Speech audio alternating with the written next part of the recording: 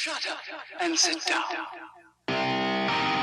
Welcome to the Big Blue Offensive Podcast with Mike Trainer, Jay Jules, and John Depot.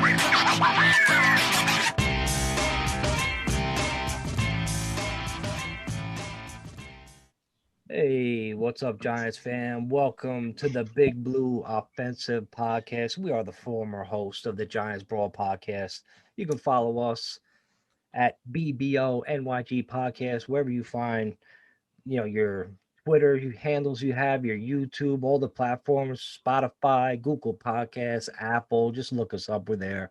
I'm Mike Trainer. You can find me on Twitter, Mike Trainer MFT. You can find Jules on Twitter, Jules NYC1, and you can find John Depot at NYG Slap Parade. Guys, how was your week, man?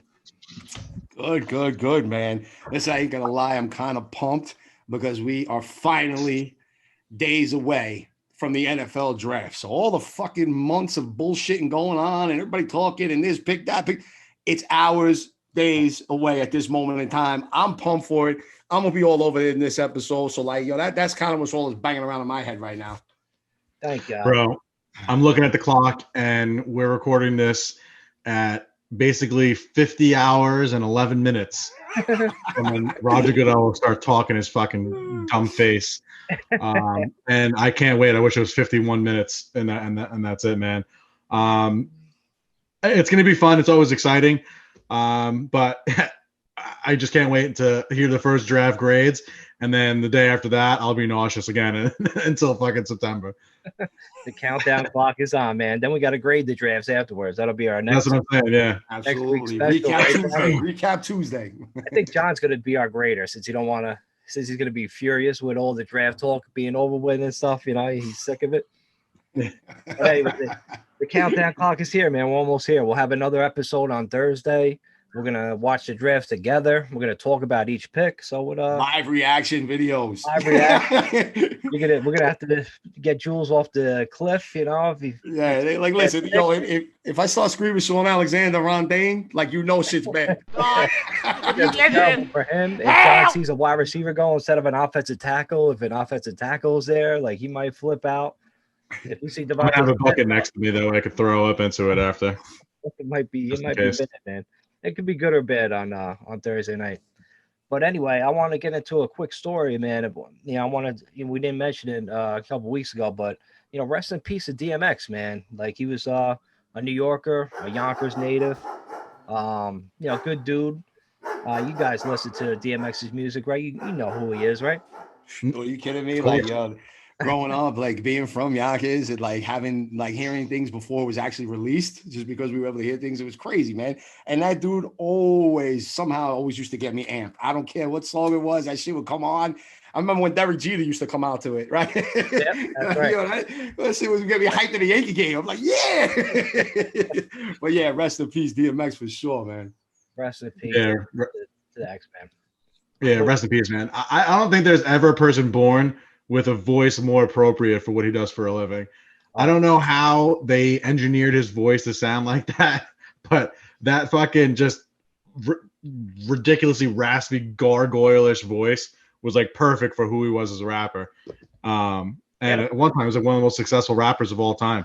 So it's crazy you brought that up, John, because there was a rumor that went around back in the day that they were holding out auditions in Getty Square, part of Yonkers by the water there.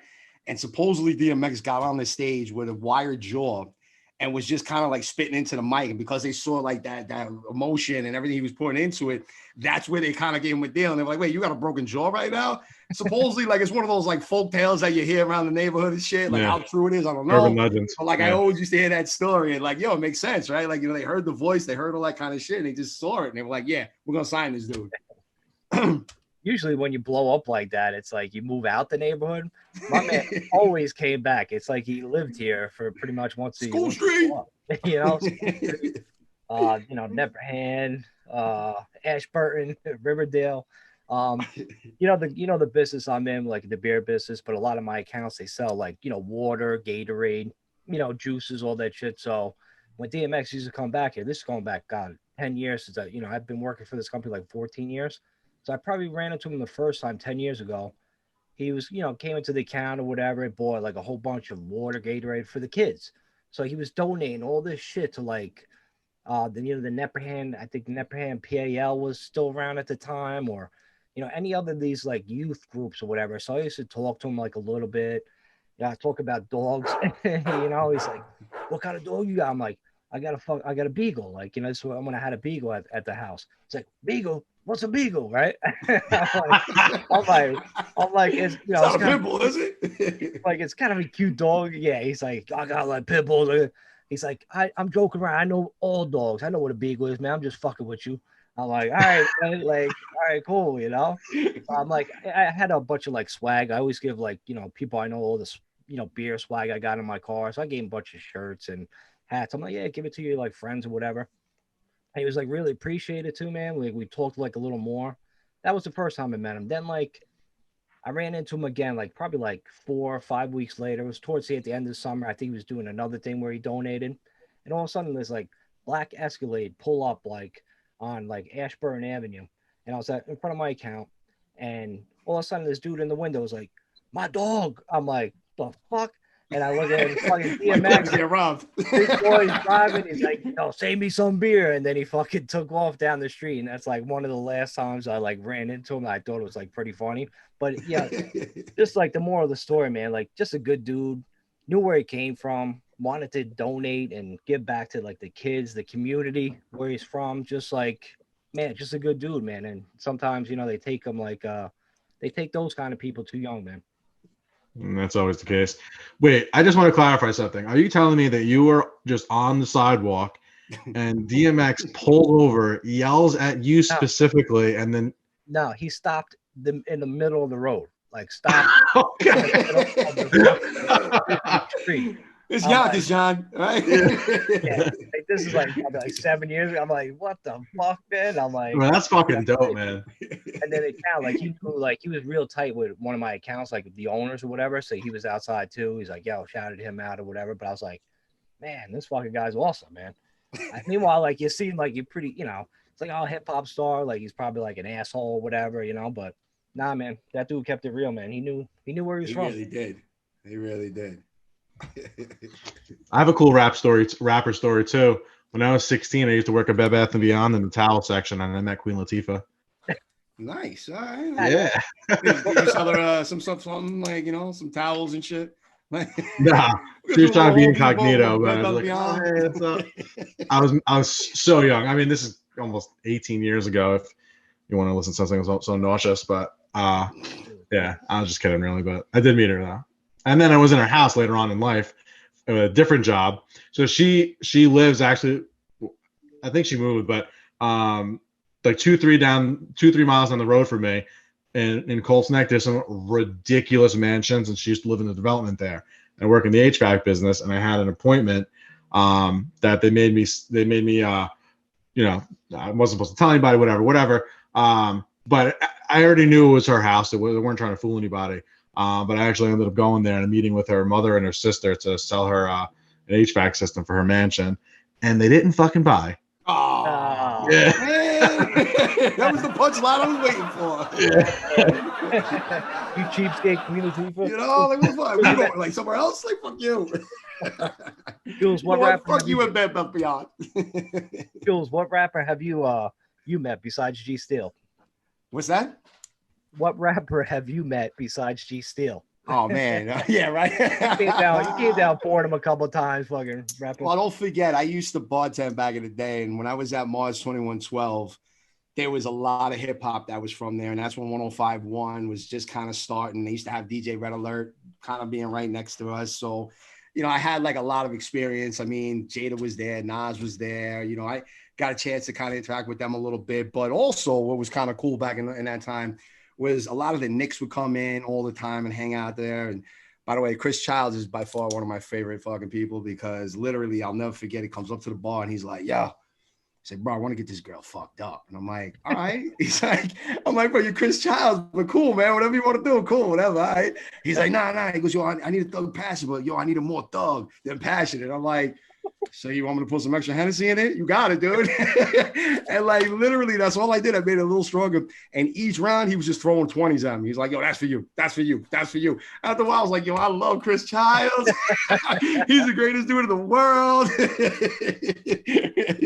So yeah, I mean, listen, like I definitely had a lot of experiences with that. I mean, they did like old school light where, MC Light was there, Naughty by Nature, so like, I had a little bit of an advantage with that kind of shit. And I can go on. There was tons of football players. I don't know if you guys remember when they used to do, I think it was like NBC or CBS, I think rather. They used to do the morning show, but they used to do it outside, like right on like 6th Avenue or some shit like that, right? And what they would do is as the season progressed, they would have whoever was on a bye, they would be like the guest for the show and that morning show, right? So like one day, like Pittsburgh was off and Jerome Bettis was a big player, and literally Jerome Bettis was the guest. Well, guess what? Jerome Bettis was at my club the night before because I'll never forget. I see this jacked up dude with this like rope chain, and it looks like he's got a football like kind of medallion around his neck. And I'm looking, and this girl's like, I don't know, is this one of the bartenders I'm working with? He's like, is this guy like somebody? I don't know. He's kind of hitting on me. And then he turns around completely, and I'm like, that's fucking Jerome Bettis. I'm like, he's hitting on you? You better let him fucking hit on you now. But like, I used to see shit like that in this hit round club. It was popping at the time. It was like a really big to do. So like Little Kim, look, all types of shit was going on in those days. Like I said, I can go on, but that's not what this podcast is about tonight. Right. Yeah. Let's talk about that draft, man. The Giants, like what they're gonna do. We got some second round possible picks that I'm gonna let you guys know about. I know Jules, you got some picks, man. Like, let's get into it, man. Jules, you want me to start with you? You want to get right into it? I want to try to jump into something, but first I want to kind of bring up something because literally I have been going hard with certain picks and certain things because I know what I said last week, and I know that I picked Devontae Smith, and I know the week before I said Michael Parsons, and I'm still kind of on them, and I'm going to get into that in more detail later on tonight for sure. But one thing I wanted to bring up, because I've been hearing people nonstop just go on and on and on and on about this player and tell me how different he is and all this kind of nonsense. So I just want to kind of read a description of a player for you guys really quickly, like one of these, pre-draft type of profiling, right? And I want you guys to tell me who you think this player is, okay? So let me just pull this up quickly here. All right. So here's some of the things. One of the things they say is that he has an elite burst and route running is great, right? And he can over-exaggerate his route running, which I think it's fair to say that if you can over-exaggerate and fake people out on the routes, you're a pretty damn good route runner. Is that not fair to say, guys? Yeah. Mm-hmm. All right. Okay. His body strength is vastly underrated. He shows up in contested catch situations. Oncoming tacklers often bounce off of his body without any impeding from his running process as a result. Okay. Let's see what else are they saying here. He'll lay out for catches and try to pick up as maximum yardage as he possibly can. As a route runner, he utilizes supplementary head fakes and additional arm and shoulder movements in order to sell and persuade his defenders in every which way. Obviously, we're talking about a receiver here. Is that fair to say, guys? Yeah. Yeah. When you said route running, I got the receiver part. Okay. Yeah. He's easily able to separate and pull away when in clear and makes everyone else surrounding him look as if they're moving in slow motion. Guys, who am I talking about? To me, it sounds like Devontae Smith. John, who do you think it is? Are we talking about a second round talent or first round talent? First round talent here. And this guy here, there's a reason why I brought up this description, but I kind of want to hear some guesses. So Mike said, he said Devontae Smith, but keep in mind, Mike, I'm sorry if I didn't say it. He also has elite speed, right? Is also part of this description here. So go ahead. John, guess? Any guesses? You said something about bouncing off of him. Jalen Waddle is not a big receiver, so I don't see that being the case there. Well, this is a description for this receiver, and I'm not saying it is anyone in particular that's been mentioned so far. But the description that I really wanted to kind of focus in on was the speed, the ability to separate, the game-changing ability, right? And the route running, because these are things that I've been had thrown at me for the last few days, and people going on and on and on about this particular player. And this guy that I'm reading about is what I want to bring up. So, John, quick guess, and I'll get to it because I feel like we're Rashad Bateman. Suspense building too long. Rashad Bateman. Okay, so believe it or not, that was last year's description for Henry Ruggs III. Okay, all the fucking time when I sit here and I compare Ruggs to Waddle, That was his fucking description last year, folks. And if you don't fucking believe me, go on our fucking Facebook page because I posted the fucking link to the article, okay? So therefore, you can find out for yourself. There's more. I highlighted a lot of the article. It goes more in depth than that. But breakaway speed, route running, all the shit that I hear about fucking Jalen Waddle all day long. You don't know. You don't watch film. You're just your stat box guy. You're this, you're that. All the bullshit. There's your fucking description, all right? So shut the fuck up with Jalen Waddle. That's what his example was. They had Henry Ruggs. That when he went on to the NFL, Waddle was supposed to step up into that fucking role. When they lost him to an ankle injury, it was all Devonta Smith. So that's it. And now, I'm gonna get more into that later. Are you gonna be upset if the Giants go with Waddle at number 11? Yes. Yeah, both you guys are. Man, this saying a lot about Waddle at number 11. I keep reading. Bro, it's just the fucking. It's because wide receiver is the sexy pick. It's what all the fucking people like to talk about. They don't want to talk about offensive lines. It's quarterback, and then it's wide receiver, and then there's a fucking gap. Unless there's a pass rusher like Chase Young, there's no one else ever gets talked about like that, where it's this must-have thing. Where it's the first, 4 pass catchers in the first 10 fucking picks. I seen Waddle at number 6 to Miami after Chase goes to the Bengals. I'm starting to see 60% of wide receivers in the first round fucking bust. 60%. That's a high number, man. I think that's a great number, actually. I think Chase is going to the Bengals. The more you keep reading about it, I think they're gonna pass on fucking Sewell.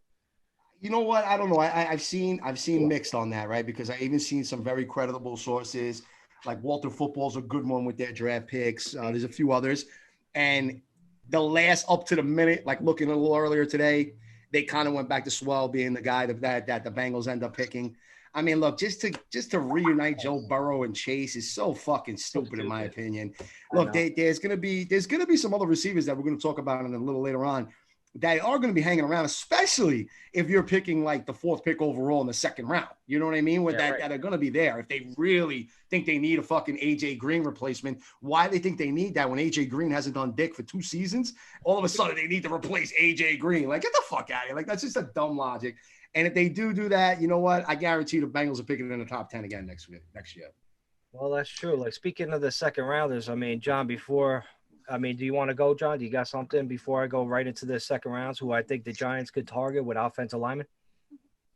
With offensive linemen. I mean, unless you're talking about the 2nd offensive lineman the Giants draft. Here we go. Hold on real quick, though, Mike. I did want to put in one thing, right? Because I know Waddle, Smith, Parsons, and Slater, right? That kind of seems what one of those 4 guys will be sitting there at 11 for the Giants, right? I mean, that's kind of what we've been seeing. That's kind of what it looks like it's going to unfold to. Possibly if you want to throw in a corner, but I think us taking a corner at 11 is just kind of absurd, especially after signing Jackson and all that kind of shit. We can get good corners later on in the draft if that's really something the Giants are even going to be interested in. So with that said, granted, obviously you joked before, if Smith and Waddle are sitting there and the Giants take Waddle, you're going to hear fucking Ron Dane scream like so loud that I think you can hear that shit in fucking Yonkers from Brooklyn, all right? But whatever. And I'm going to need a moment.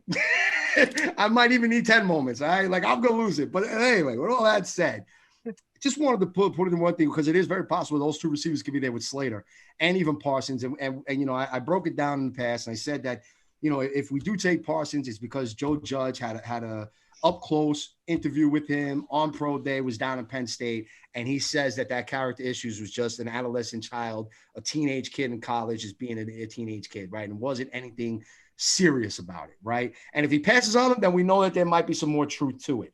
And there's also some rumors going around that something might be dropped about Parsons in more detail right before Thursday. So we'll see if that's just hot air or if it actually has some substance to it. So with all that said, if it comes down to it and we take Slater, I'm okay with it. But correct me if I'm wrong here, guys. Isn't the idea that we're going to now draft Slater not to be our right tackle or left tackle, right? We're going to now move him to the guard position. So now you're going to want to waste an 11th pick on a guy who's been playing tackle for the last couple of seasons. Right. The only claim to fame that he truly has is from 2019 because he shut down Chase Young in 1 game in college. And all of a sudden, this guy's outstanding. And then we're going to move him to guard. So you're going to take a young guy who hasn't played an entire football season, has been off, and we're going to move him, draft him, and then put him into a position he's never played and have him start a guard in the NFL at the highest level of competitions he's ever faced. And he's going to be successful. It doesn't make sense. Why the fuck would we do that? No, it doesn't make any sense. You don't, just because he plays like his attacker position, he's supposed to be so good. It's not an easy move to make a guard. Like, it's just not. That's just like the facts of like football. So for him to just play a position that he's never played before is asinine. Jules, I agree 110% with you. I would like Slater, but then who are you going to bounce out? It's not going to be Andrew Thomas. Then it's going to be Matty P. Like, is Matty P not ready? Right, and then you have Solder and Pert there. What are you going to do with those two guys? Because Pert can't go move in the guard. He's too big, right? And they're going to have 4 guards. You're going to have 3 right tackles. 4 tackles, 3 right tackles, 1 left tackle, or you're going to alternate all 4. Like, it's absurd. Not when the inside of the offensive line is really what we need to really fix this offensive line. And that's why I'm really starting to grow on the fact of trading back. Because as you're going to mention, and as we're going to get into more detail, there's a lot more of these interior guys that are going to go in the late part of the first round, early part of the second round, that are outstanding players that are going to fit into the Giants scheme and help that offensive line out more. But John, I know. But how often is that actually true? I mean, how often is it actually true that we're getting these fucking grand slam guards in the second round? Like, I have confidence that our scouting and our coaching staff will be able to identify the right guy for their scheme that's gonna dominate. I don't want to roll the dice to get a fucking another second round pick in 2022 and lose that guy and have to settle for somebody else. I want to go to the fucking supermarket or go to the fucking, I don't fucking know, whatever fucking Walmart I use is super expensive, fucking Short Hills or whatever, with a pocket full of cash. I want to walk through and I want to find that dope pair of fucking sneakers from whatever fucking store it is. I don't want to say, okay, well, the Louis Vuittons are too expensive. The Ferragamos are too expensive. Let me go and fucking go to Kohl's and see what they got. Nah. Full pocket, get the fucking guy at 11 and be done with it. John, no, the thing is with this draft, you're getting guys that are first-round talent in the second round. This is how deep this class is. Because we say that every year about everybody. Yeah, but this year is particularly different because of COVID. So you're talking about guys that are going to be that should be surefire top 10 picks that might not go top 10 this year, just simply because they took a season off, or we're having a run on quarterbacks, so now they're going to get pushed back into the draft. So there is talent that's getting pushed down because of this shit, like Tate Parsons, for example. If this shit really does circulate around him, that guy was a top 5 pick going into the season. If this bullshit didn't happen last year with Matos and all the other nonsense that was going on at Penn State, this guy's a top 5 pick. He's arguably the best defender in the draft. It's not even close to what Simmons was last year. It's not even the same kind of comparison. Simmons was talking about being a hybrid because he could play safety, he could come up front, he could blitz, he could do all this type of shit. Parsons is a legitimate linebacker who actually played D-line. He fits perfectly into a 3-4 scheme. He is made for that. He's completely different. He is arguably the best thing. And the only holding him back is because of these allegations and all this nonsense that happened to him at Penn State. And that's the reason why he's dropping out. So you have tons of that shit. And you have all these asshole quarterbacks that they're saying there might be 5 in the fucking first 10 picks. It's never going to happen. Dude, it's absurd. So it's never going to happen. Ton of linemen down in the back part of the, and even a D lineman. Forget about it. Wait till we get into those guys. So this year is going to be weird, man. I'm telling you, it's very exceptional. It's going to be weird, but they're also going to have the highest degree of variance between what they think and what they think is what actually happens. You have a group of players, the whole country is the group, with a tremendous amount, especially the most premium of talent that did not play this year. So those picks in themselves are all going to be tremendous question marks. You're talking almost 700 days between playing football. That's a big deal for a guy who's 20 years old, 21 years old. I agree. So you're gonna see different things. I don't know why. I just don't know why we don't have the best accurate grasp of these players. I don't know why we would want to wait for the leftovers. That's no matter what it's going to be, because we're not going to trade down to 26. That would be ridiculous to do that. We're going to trade down 2-3 picks the most, and then for what? For a third round pick? Come on. Hold on. How many defensive linemen have you heard in the last couple of weeks, right? You heard Kwity Paye. You heard Azeez Ojulari. You heard Jalen Phillips. You heard Jason Owee. You even heard Carlos Basham, right? These are your top defensive linemen. Which one's going to be the best of those 5 that I just mentioned? No one has a fucking clue. And to take them at 11 is absolutely absurd. So you know what? The Giants were able to trade back, hold on, and maybe move to 24th, let's just say. And I'll look at that if you really want me to get accurate with who we'd be trading with.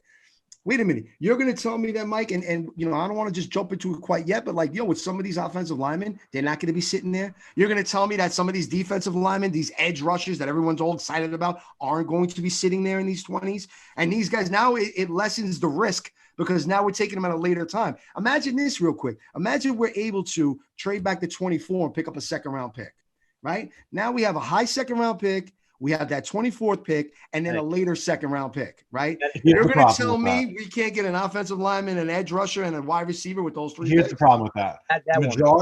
The majority of these talent evaluators, there's only 15 to 17, maybe 20 guys with first-round grades.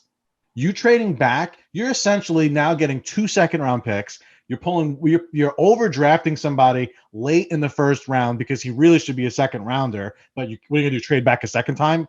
Never in life. No way. Right? So then you're getting a second round talent in most people's eyes at the back end of the first round, and you've sacrificed the position you were in to get whatever you think, because the majority of those picks that are going to go in the beginning, the positions that we need, they're going to have the entire country to be able to pick from.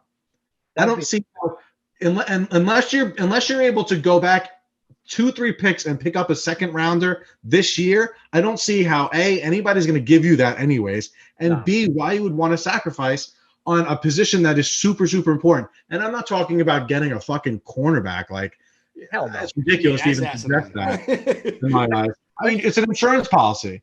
Yeah, let's just forget about all the trading back, and that's not going to happen with the Giants. Yeah, I think we're at 11. Yeah, right, Mike?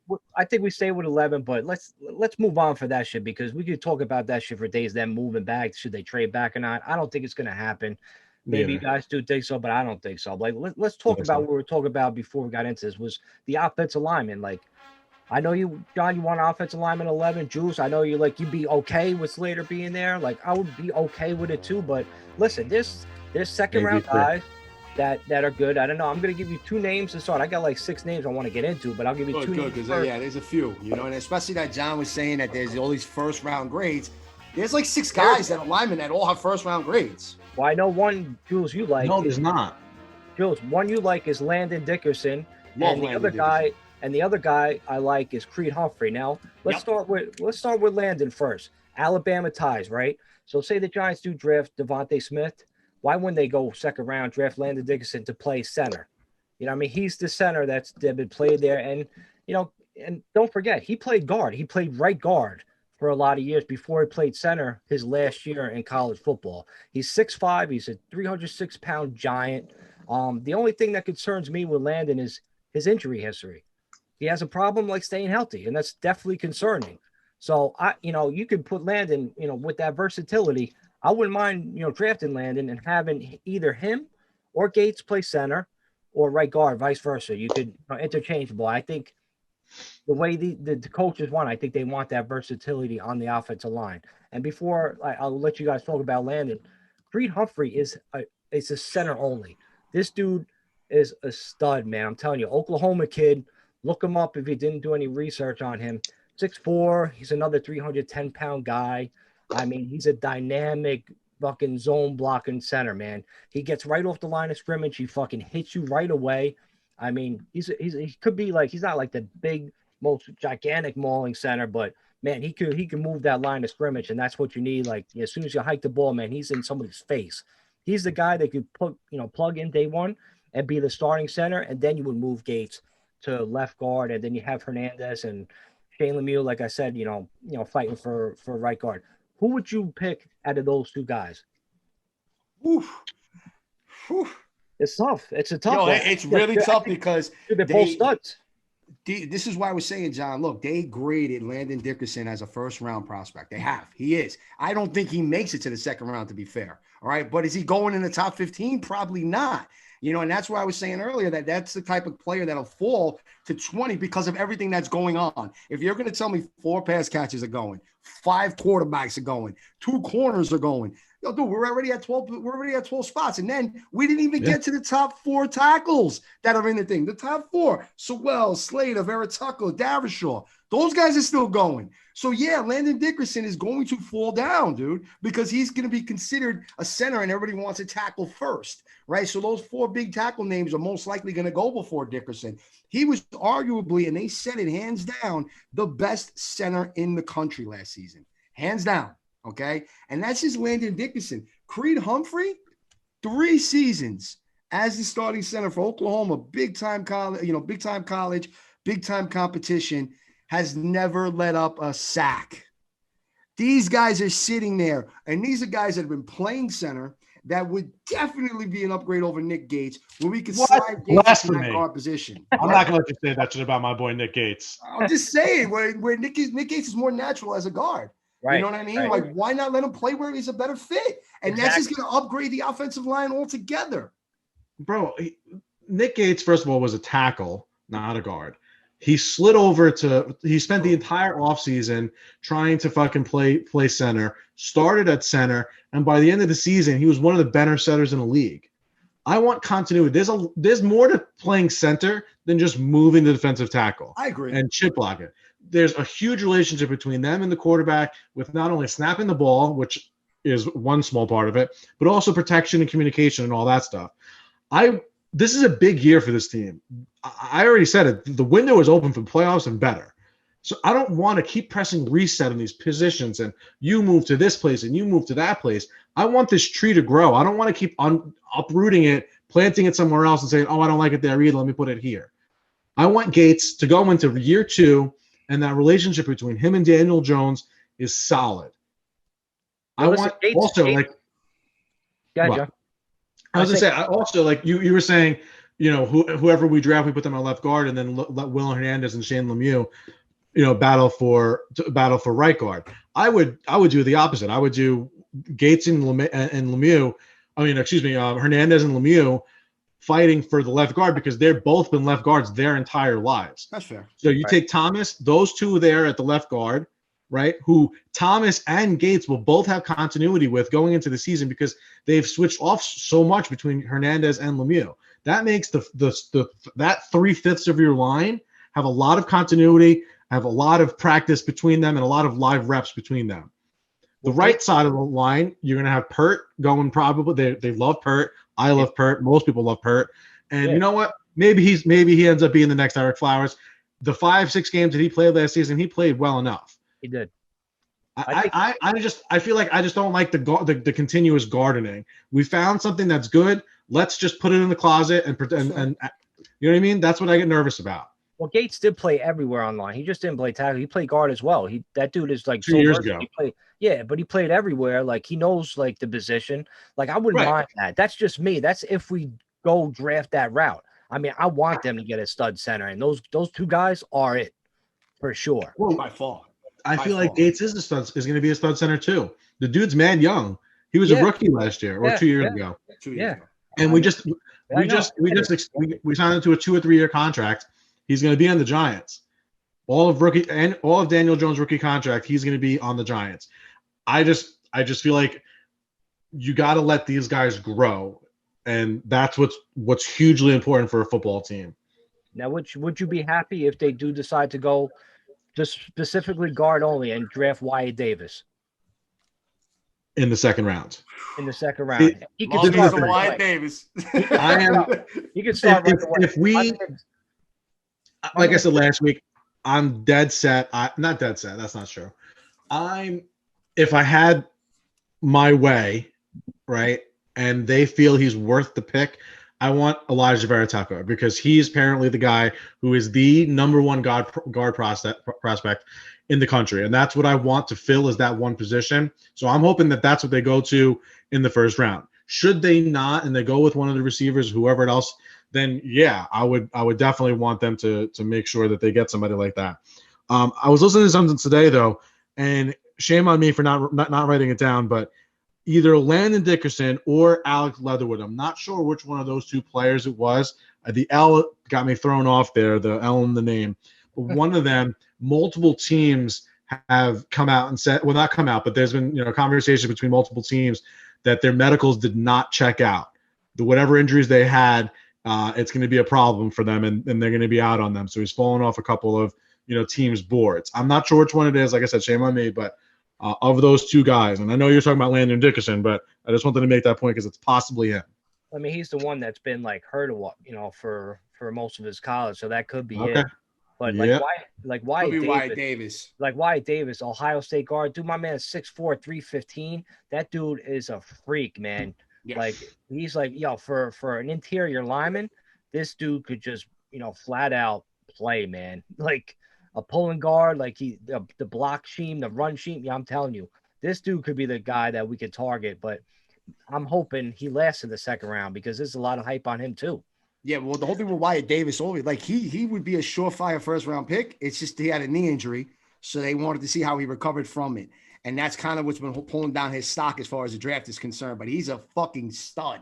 That's definitely one of the other guys I had on the list. There's actually a couple more, but I know, John, you wanted to get in a quick comment on that too. So go ahead, please.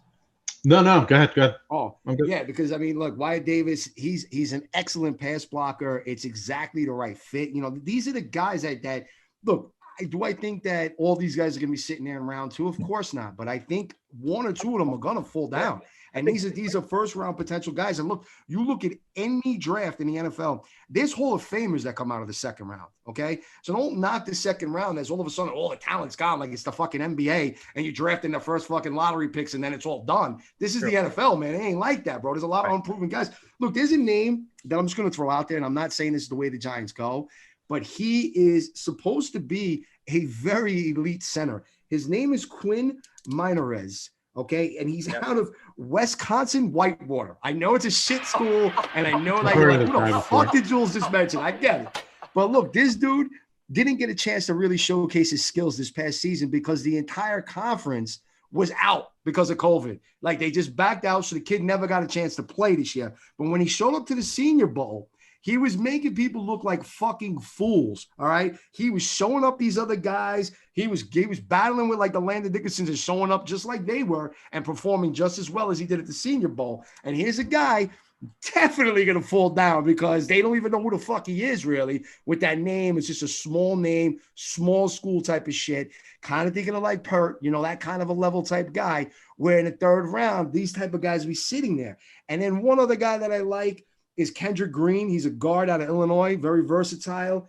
He used to play D-line, and they actually moved him to the guard position. So he's an athlete, you know what I mean? And these guys are good. These are guys that will be there if we wait to the third round, and you can fill shit in the third round with linemen that are going to work out. You don't need a first-round tackle every fucking season in order to have the greatest line that's going to protect Daniel Jones. You can get some of these other names, and that's part of the reason why taking a guy like Slater, unless this fucking dude's an animal and he can literally just jump into that guard position and blow it up and take over, it's a bit of a risk taking this guy at 11 after missing an entire season and changing position. I don't think Slater's the guy. Tucker played tackle at fucking USC this past season. So, but he played guard beforehand. Position. That's a big step.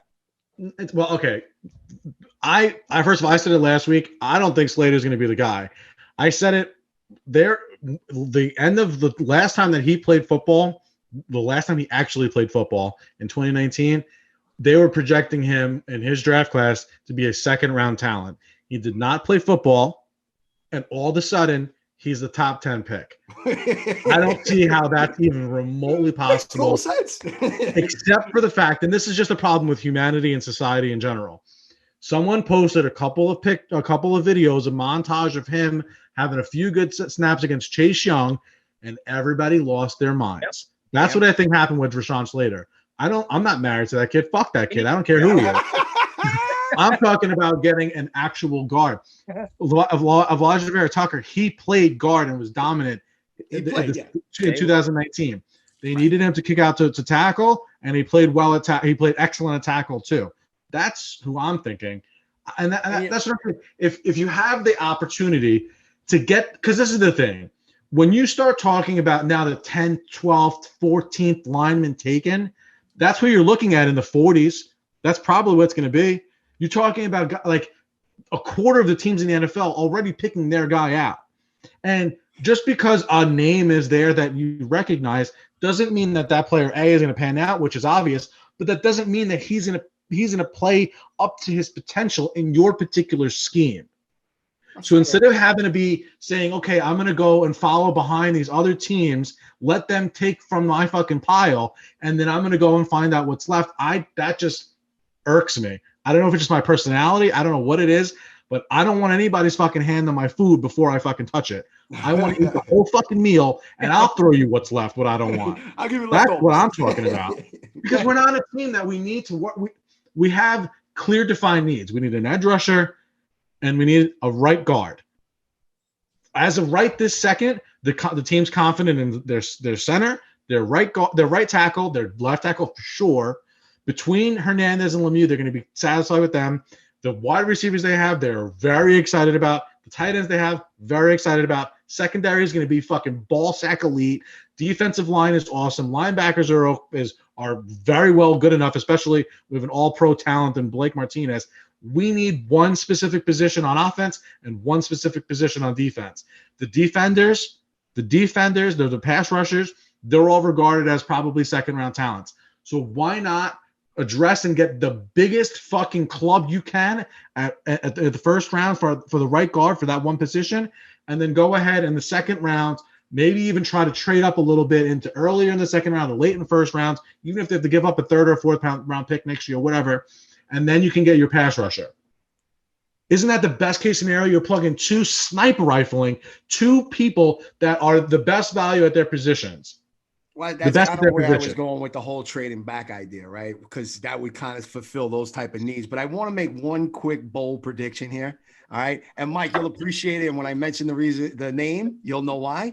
Okay. So here's what I think Rashawn Slater is for this draft this year. I think Rashawn Slater is this year's Simmons. I said it. I fucking said it. That's right. Bold motherfucking prediction. There you go. Believe the hype motherfucking trade when you're on the motherfucking Slater trade. So all you motherfuckers on that Slater trade, that's the same shit that you should have said to me last year, Mike, about Simmons. All right? There you go. Bold motherfucking prediction. Fuck you, Jules. Simmons, man, all he does is need another year, man. I'm telling you, man. He's going to be a stud, man. Watch out for him. And that's possible. Maybe Slater's going to need 2 years, right? Like, I'm a little bold on it. He might. I'm not high on Slater either, man. Like I hope we don't fall where we have to like go and grab him and like we don't. We Gettleman doesn't give a fuck what people think, bro. Right, he drafted Daniel Jones with the 6th pick. If he thinks a guy is good, he's gonna grab him. He doesn't give a shit what people think. That's the nice part about having Dave Gettleman. That's true. That's true. I mean, look, and then when you start to get to these edge rushes, the problem I have, and we can go through a list of these guys, is literally that there's not one clear guy that really stands out. Me personally, I've said it a bunch of times. I think fucking Azeez Ojulari from Georgia is the best one. That's my pick. That's my guy. I know people say Kawiti. I know people like Jalen Phillips, and we can go through all of them now. But to me, Azeez is the best one. And 11 is definitely high. You know, maybe he goes in the teens, possibly. You know, I can see him 15, 16, somewhere in that neighborhood. But to me, he's the most talented guy. Bro, he led the SEC in sacks. I mean, you know, he's just a beast, bro. He is really legit playing in that SEC conference. You got to give him credit on that. He had more sacks than most of these guys here. To me, that would be my pick at edge, even though I think that it's a little high at 11. And I know guys like Kawiti Pay and Phillips are being thrown in the mix now. And, man, that's just ridiculous. At that point, if we're sitting there and we don't like Parsons, Smith maybe isn't available, I don't like Waddle, you know, Slater's gone, let's say, and you guys are talking about trading back, fine. Maybe we only trade back a few picks. Let me trade back to like 15th or some shit with New England or something, right? And then we could take one of these defensive lineman guys, because then it doesn't feel as much of a reach, and we trade it back. We got something else in return. So at least we got something. Even if it's like a 3rd round pick or some shit. I don't know. Yeah, but look, you know, like going from 11 to 15, like 4 picks. It's only 4 picks. True. Does that really make a difference for like an edge guy? If you get an extra pick, yes. You know what I'm saying? Like if I'm getting like another third round or something like that, then yeah, I got an extra third round out of it. That's the reason why. Now it's a little less of a risk because I can make up for it maybe later in the draft. I don't know. Yeah, but I'm not a fan of any of these edges, man. That's why I haven't really done any research on them. I don't want the Giants to go that route anyway. Not at 11. No, I think we got guys coming back from injury like Carter and the X-Man. I think we'll be fine on the edge, especially with Patrick Graham's defense, man. He's more concerned with like our secondary and guys pressing their man coverage and, doing all these sorts of things in the backfield where it's like, shit, man, I don't think we really need an edge rusher that bad. It'd be nice to have like a dominant edge rusher, but I mean, is there really one that sticks out? I don't think so. Thank you for making my case for me even further that we should do offensive guard at 11 and then figure out pass rusher in the second round. Listen, guys, this is why I'm really starting to feel at 11 trading back is a great opportunity because look, and like we just started discussing, even if it is 4 or 5 spots, right? It's 4 or 5 spots. You're not going to lose that much fucking player right there. If you gain an extra third round pick, it makes me feel more comfortable to turn around and be like, all right, we took Kwity Paye with the fucking 16th pick, but I got an extra third round now. I know that we're going to be able to get more depth. We might be able to pick up some of these other players that we mentioned. We can go back and like there's going to be other guys there. So at that point in time, I feel more comfortable with it. No, we're going to take 11. I'm telling you, it's Smith the fucking Parsons for me all day. You know that. But we get a top 10, pretty much a top 10 pick for it because staying at 11 with all the quarterbacks going, we're going to get a top 10 guy. Why would we want to move? I don't want to move, man. I want to get the best guy on the board right there. Yeah, especially for a third round pick, bro. You're talking about a guy who's not a starter, and he's hopefully develops into something in a couple of years, a year or two. You're trading a day one elite player, a blue chip player, blue goose player, whatever the fuck you want to call it. There's a million different names, obviously.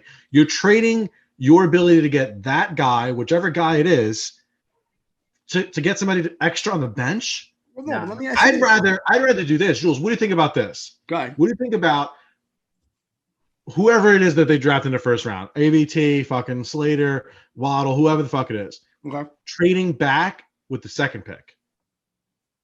And then what am I getting? A third round, an extra third round pick? Yeah. I mean, I'd be open to that. I'm totally open to that. The reason why I say that it's a little bit more appealing at 11 is because you're telling me that you really think that Vera Tucker is going to go in the top 15? Why not? If you go to 16, 17, you're rolling the dice, but then Christian Derrishaw is going to be there.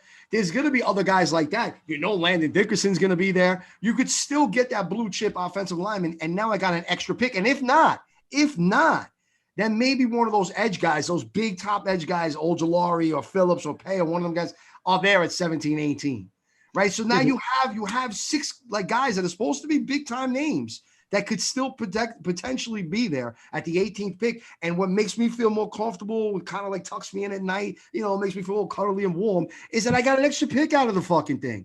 Rather than swinging and missing at 11 and got nothing, and I'm standing there with like fucking, in the hand, at least I have an extra pick and I could take one of these guys. And yet, you know what? Fuck that. Let some of these guys go a little bit. And let some of these other teams take some chances on some of these guys that have question marks, like that, like Phillips, for example, who everybody forgets that 2 seasons ago, the guy almost retired because he had fucking concussion issues and he was supposed to be done with football. And had it not been for Rasul, whatever his name is, I always mispronounce it, but Gregory Rasul taking 2020 off, Phillips may never have come back. You know what I'm trying to say? So, you got to keep this kind of shit in mind, man. These guys are going to be there. And that's why, if I can get something extra out of it, why not? Unless you're telling me, and I'm going to keep repeating it, I'm going to beat that fucking horse dead. Parsons, Smith are there, and we have Parsons staring at us at 11. Judge went down there. He saw him. He saw the character that this kid really has, and we pick him. You know what I mean? And then I can live with that shit because that's literally arguably the best defensive player in this year's draft. I can live with it at 11. But and I still think that if you want to go with receivers, Chase is probably 1A, but don't forget he didn't play last year. And I'm fucking telling you, Smith is 1B and might even be 1A too. I think he's that fucking good. And those 2 guys I can live with. And I'm fine with them. If the NFL teams know what happened and if the Giants are going to feel good enough to pick him at 11, that means that somebody else is going to feel just as good about him and pick him earlier than us.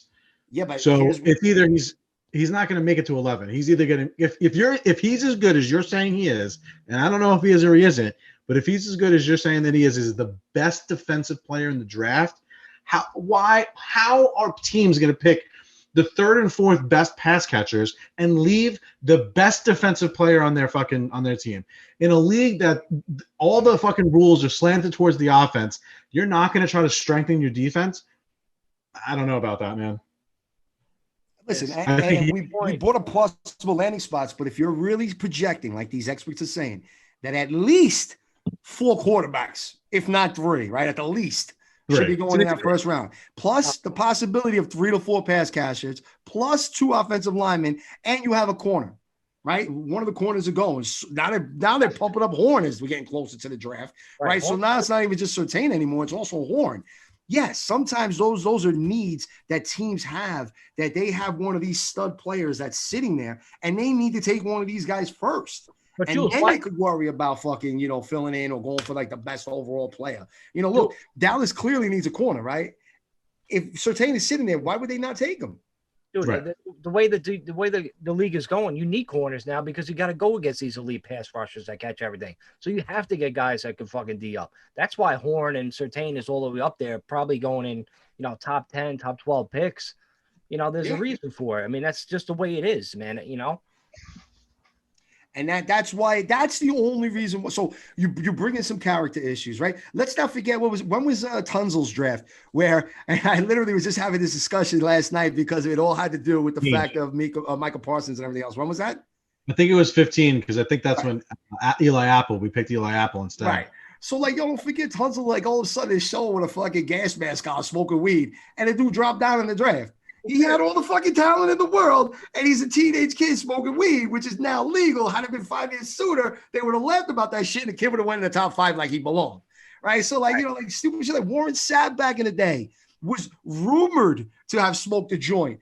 And just because you have this prestigious NFL bullshit, he fell fucking to Tampa Bay. I think the 17th overall pick or some nonsense, right? So stupid shit like that affects these guys at times. And look, we're not even saying that he's barely falling out of the top 10 when you're telling me there's 4 quarterbacks going, maybe 5. I mean, come on, dude. You're telling me there's no way 5 quarterbacks are going to go, bro.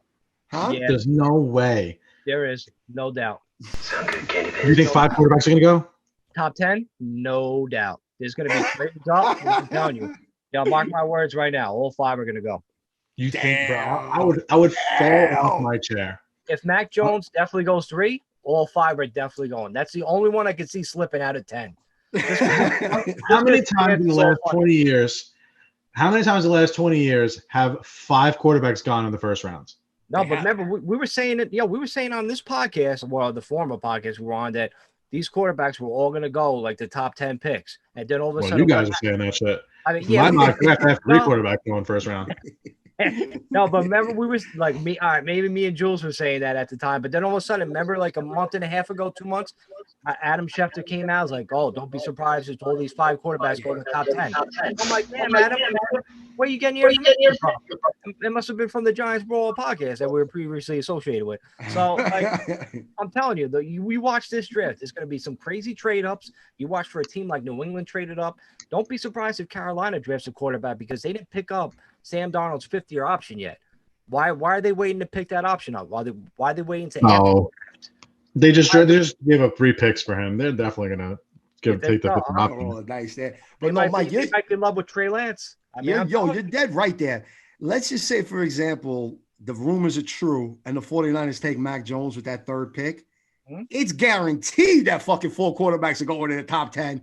If not, we're going to be offering fucking like a fucking fortune for that 11th pick if fucking Justin Fields is still sitting there for us. Okay. Like that would be absolutely insane. That's when we're going to get like we're going to get like a 1st round this year, next year, 2nd round, this pick, that pick, where it's going to be like Christmas and shit, Let's not get crazy, but that's definitely when you trade back. Is it? If of course. You get an extra 2nd rounder and shit for the next couple of years. Dude. Yeah, I mean, so yes, that pick is vital because to me personally, if they don't take Justin Fields, I think it's kind of stupid. He would be a great fit with Shanahan, I think. More so than Trey Lance, who to me is still unproven with his pass attempts in college. And look, Mac Jones. Jules, hold on. Me and John might have to make a bet on this, man. We might have to bet some beer against some Bud, John. Oh God, whatever you want. Yeah, so Buzz sent my way. We might have to make a little bet on Thursday night. What do you want to bet on? Let's do it. So we'll talk All about right, it let's Thursday. go. Let's go, Pregame. fellas. I hear the bet. I'm gonna take it down. I'm your witness. Let's do this. What are we I got a doing? pen in my hands. Some beer or weed like that. Like I'm thinking like these quarterbacks are gonna go, man. We'll see. Maybe a little pregame bet on Thursday before our podcast. Oh, yeah, 3 versus 5. All right, Okay. we're gonna save it. We're gonna save it for Thursday night reaction live. I think that's the way to go. Let me just get back to the offensive linemen, like the second and later rounds. I just want to name some quick names for honorable mentions. Please. There's a guy, a Georgia center, Trey Hill. Like he could be like a little work in progress. I don't think he starts right away, but he could be something like keep an eye on. Then there's offensive tackles like Spencer Brown from Northern Iowa that really came on. He played pretty well. Like and he's a monster. The dude's like 6'8". You know what I mean? That's the kind of tackle like a Matty P. Like he's 6'8". He's kind of guy you might want to like stash around and see what he turns into or whatever. Then my guy, well, let me get into Jalen Mayfield, the offensive tackle. There you go. I was literally like holding it in. I'm like, oh, you're not going to say Jalen Mayfield? I'll let you talk about him in a second before I mention the next guy. But, Mayfield's kind of like a beast. I mean, he could pretty much start from day one.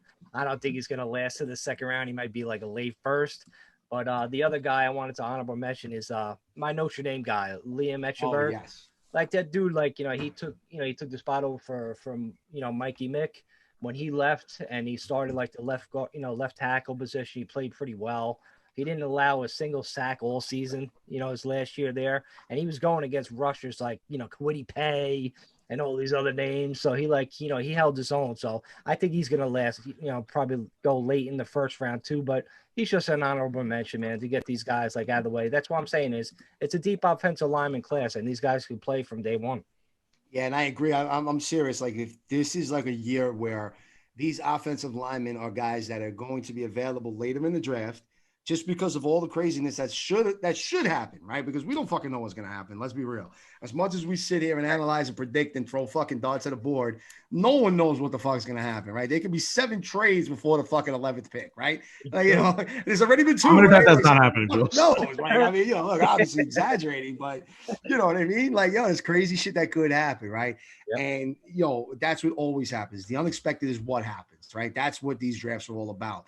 And we just sit here and look. What's funny is you look at like a company like CBS. They'll throw out a mock draft every other day, and they start switching their fucking picks. Like CBS is horrible with this shit, dude. Like they went from fucking giving us Kwity Paye to fucking Devonta Smith to Jalen Waddle back to Devonta Smith. Like it's stupid, man. They do this shit all the time. Todd McShay saying 4 quarterbacks are gonna go with the first 4 picks. Like, bro, it's just nonsense. But like. The reality is that, I understand that the Giants have some glaring needs, guard being one of them, of course. Edge is a sort of luxury in my sense because, what did we sign Leonard Williams for? If we need all this we need a nose tackle, we need an edge guy. The fuck did we go spending Leonard Williams for? What's he playing? If we need a nose tackle, we need an edge guy. What the fuck is Leonard Williams doing? Is he just chilling on the defensive line? Like, look at me, I got paid, bitches. Like, what the fuck? Like, we got a fucking key guy on the D line already. Like wake the fuck up, people. Yeah, he's gonna draw attention that will make some of these other guys better. That's why we signed him the way we did. That's the reality behind it. No reason to rush for an edge guy. Reach for an edge guy, rather. Yeah, so maybe like something in the 40s, like the second round pick the Giants have. I think so. Listen, I know a lot of people didn't really do some research regarding that, but look, Ronnie Perkins is a name that you can keep in mind. He's a good edge rusher. That's a name for sure to keep an eye on. That could be later in the draft. Like I mentioned earlier, Carlos Basham, he was a first-round pick. He didn't have the greatest Senior Bowl, so that's why some of these experts are dropping him out of that first round or to the very end of the first round. If that dude's sitting around in the 40s, bro, that's another big name out of Wake Forest. So, look, there's these – even Joseph Asai out of Texas, another one of these edge rushers that are big names that could be there in that second round. There's some second-round talent there that I like, and these guys can most certainly be hanging around there in that second round. Well – we're going to find out in about, what, John, now? 48 and a half hours? Yeah, just about. Can't wait, man. I can't wait. We'll be back on soon, man. Can't wait for that fucking draft. I tell you that. For real. And look, and as far as receivers are concerned, there are some definite names that could fall late. I know Elijah Moore has gotten a lot of traction out of Ole Miss. He's been like a name that's sort of like catching on. I don't know if he's really going to go in the first round, but if we have a run like we did last season where you saw like, Jalen Reagor being taken in the first round, that's a name that could get taken. But if not, he's more of an early second round guy. So, there's those kind of receivers. There's also Amon-Ra St. Brown that'll be there. Look, there's a write-up about Terrence Marshall that he was like kind of injured and they're kind of nervous about him. Shit, Terrence Marshall could fall to us in that second round. Out of LSU, Terrence Marshall Jr. was a beast this year. That kid's really good too. He might not be on the level of Chase, but he's like B to him, right? That's his fucking Robin, if you would, right? So, there's definitely some talent in receivers that you can take a shot on later on. Nico Collins has got a big frame. He'll be there later on. There's definitely that. And that's part of the reason why, look, guys, at the end of the day, as much as I love Parsons, as much as I love Devonta Smith, and I'm not ashamed to talk about it, and I'll eat fucking crow if they suck this coming season. No problem. You can come at me anytime you want. All right? But I already got the order in for you, Jules. Don't worry. And I take it, man. Bro, I was battling dudes on Twitter. I said Jalen Waddle, bro. I'm still getting texted messages. Like, I was checking my phone before. People are still coming at me talking shit about Jalen Waddle. I can't wait till this kid busts. And when I say this, let me be clear. When I say he's going to bust, I mean that you're expecting this kid to be a top fucking 10 pick. Top 10, right? Because 11 is just fucking 10, right? It's just outside of it, one more, right? That's the type of talent that you're saying that this kid has. So if he doesn't come out the gate and look like Justin Jefferson last season or CeeDee Lamb or Jerry Jeudy, right, from just last year's draft, then he's a fucking bust. Period. Stop. Okay? Because Henry Ruggs to this day is a fucking bust. If you want to say Simmons is a bust, so is Henry Ruggs. All right? And that's the kind of category I'm putting him in. You telling me you're taking Jalen Waddle 18, 19, 20, maybe 25? Sure. I can see the guy going in the first round. But to say I got to take him with the top fucking 10 picks, please. Bust all day. I think just statistically speaking, you're probably right, bro. I'm telling you. If you look at, and here's the thing, you can't say a player is a bust for after his first year, but as far as a rookie season goes, his rookie season being a bust, that I believe. If you look at the last 25 or 30 first round receivers that are picked, half of them, I bet you won't even remember their fucking names. That's how bad it is. I'm not even kidding, bro. I'm not saying 2 or 3. You're like, oh, who's that guy? I'm telling you, double digits are going to be like, I don't even remember this fucking guy's name. It's the way John Ross. It's the way that guys this. It's just the way it is. People get super hyped about it. They fucking genitalia gets a little bit of blood flow because of the fucking sexiness of the pick, and all of a sudden they get overdrafted. Same thing with quarterbacks. It's just what happens. You just hope you have the right GM and coach to make the right decisions, and I think we got exactly. Respect the kettle god. Respect. Well, it is crazy with those wide receivers because I'll never forget. I was at the Orange Bowl game where West Virginia played Clemson, and the hype was Sammy Watkins, right? Because he was on Clemson. That's when he was coming out of college. He was going to be the best receiver. Not only did his teammate, and I'll get to it too in a moment, who his teammate was, show him up that day. The third receiver, and remember Martavius Bryant? Remember that guy until he got fucked up with the Steelers? He was a beast. He was also in that game. He was the third receiver for fucking Clemson, all right? They also had Tavon Austin with Geno Smith throwing him balls. Tavon Austin was a beast, taken 8th overall by St. Louis, right? Oh, and the guy that I was going to mention and failed to mention that absolutely showed everybody fucking up and was supposed to be the third guy in that fucking thing, DeAndre Hopkins. And he was a fucking beast in that game, okay? That's what I'm trying to say with these receivers, right? You took a guy like Sammy Watkins, you took a guy like Tavon Austin, and DeAndre Hopkins, who's supposed to be the third name mentioned there, literally is the best of the three and is crushing it in the NFL, right? So, that's where a lot of this hype needs to calm down a little bit because Corey Davis was taken 5th overall, and we laughed when the Jets just signed him right now because he finally had, somewhat of a season with Tennessee last year. So, yo, man, you got to pump the brakes sometimes with some of these guys. I am going out on a limb and saying Devonta Smith is going to be that guy. Part of the reason why is because here's a dude that's done nothing but produce, showed up in the biggest games and played. He did it as a sophomore, catching the game-winning touchdown from fucking Tua. He showed up last year in the championship. He broke records in fucking all over the fucking place. He put up numbers with 2 fucking first-round wide receivers. He still had over 1,100 yards and multiple 10 double-digit touchdowns. Give me a break. And Everybody's saying you're small, you don't deserve to be picked, you're this, you're that. This dude got a fucking chip on his shoulder. He came out on Bleacher Report saying, yo, we ain't fucking bodybuilders. I play football. He's like, so fuck you and fuck my size. Now I got something to prove. Yeah, that's the type of guy I want because he's hungry. Yeah, bro, you can be as hungry as you want. If you're built like an antelope and a fucking lion comes, it doesn't matter what kind of chip you have on your shoulder. Will Fuller, Marvin Harrison, those type of names. He's Same smaller body than frame. them, but he's just smaller than them. You can say names of Some guys of these who are fucking haters that are throwing shit out. I think some of this hate shit gets thrown out. So like dudes are doing that shit on purpose. Who knows? It might even be the Mara family putting that shit out because they're like, yo, I hope he falls to 11. You know what? I saw this article said he's 159 pounds. Like, you know what I'm saying? Like, there's no real credible fucking shit to this. It's not like the dude got on a scale on Twitter or TikTok and was like pointing down and it said 158. And he's like, oh, I guess I gotta go eat. You can't draft a guy like on his inside, man. You know, if he's a football player, he's a football player. You know, once he gets on the field, it's different. You could be like 6'10", 300 pounds, but man, if you're a bowler, you're a bowler. That's all it how comes I down feel. to. And that's why the interview process is about. The interview process is about that. You interview guys, you talk about them, you understand their character, and I tell you, if these guys fit in that locker room, man, we're gonna get them. Yo, and not only that, it's not like football used to be, where you take I'll even go way back and say like a player like Wayne Corbett, right? Where these guys would come over the middle and you'd have one of these safeties teeing off on them, right? Wayne Corbett wasn't a big dude either, right? And you have these linebackers that would just sit there and they would wait in the flat and that receiver and pop, they just nail them. You would see these receivers like it would look like their fucking shoulder pads were coming off their body and then come back onto them. You can't hit them like that no more. There ain't no more of that over the middle shit where a Ronnie Lott will be teeing off on you and they let you catch the fucking ball because they're gonna come from behind and just light you the fuck up. It ain't like that in the NFL anymore, man. You can't go helmet to helmet. You can't hit them high. You can't blast them. You can't side blast them. You can't hit them like that. So like this kid ain't even gonna be getting hit like these other dudes used to do. Ed Reed and all these fucking crazy Ed McCaffrey. Come on, man. Like those dudes used to blast you.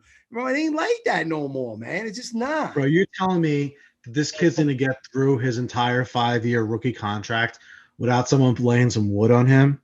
I'm not saying that. Bro, the second that he steps on the field, he's going to have a target on his back.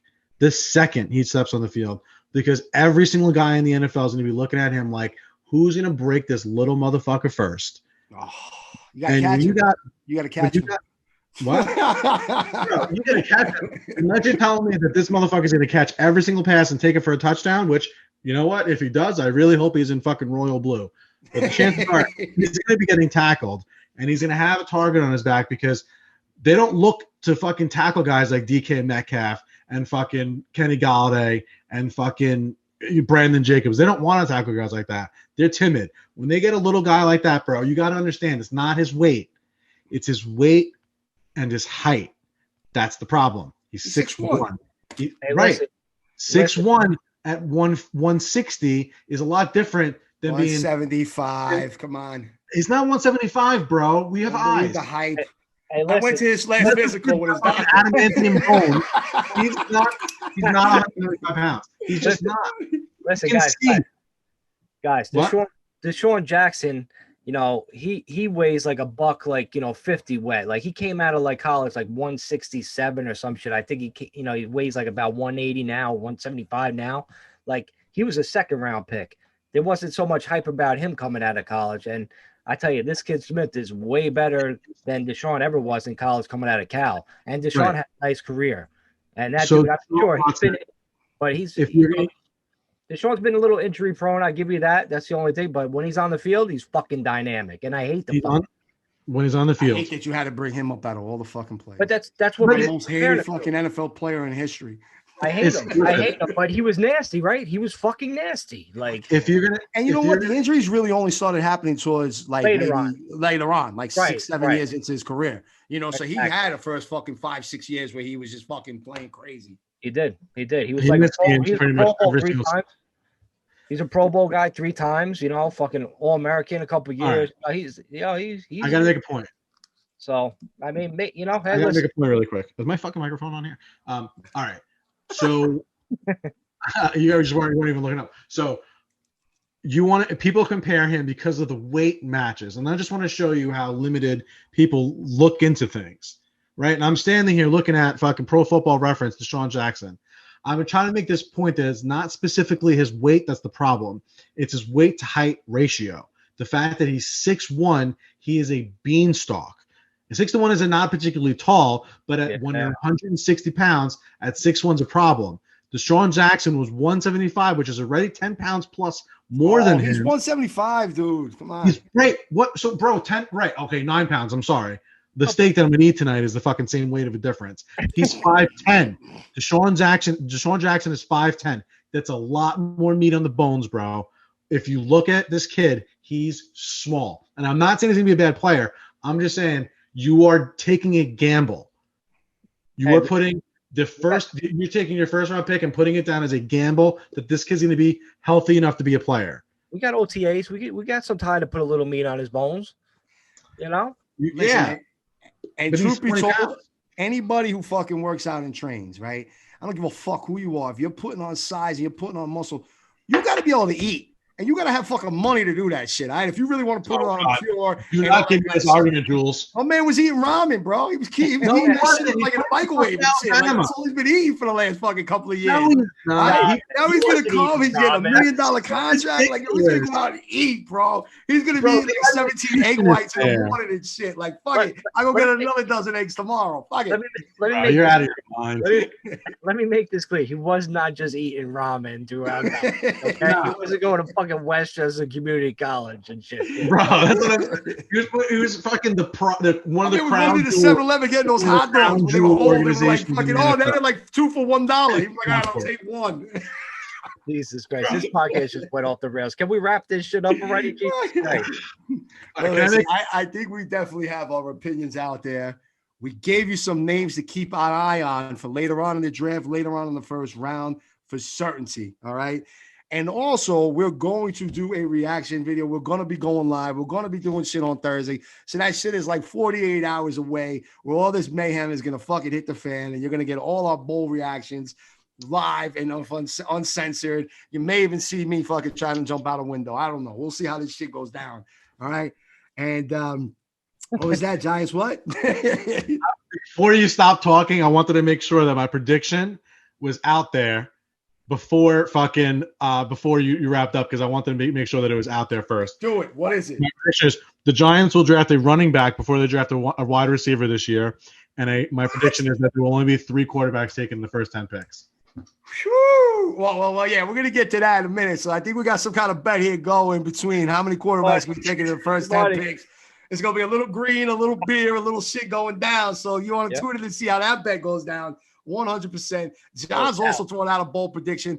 I threw out a bold prediction saying Slater is going to be this year's Simmons. Mike, give us one bold prediction before we finish. 5 quarterbacks taking the first 10 picks. Boom. Mike's going with 5 quarterbacks. He said he might even have a fucking 6th one. He'll tell you about that shit on Thursday, all right?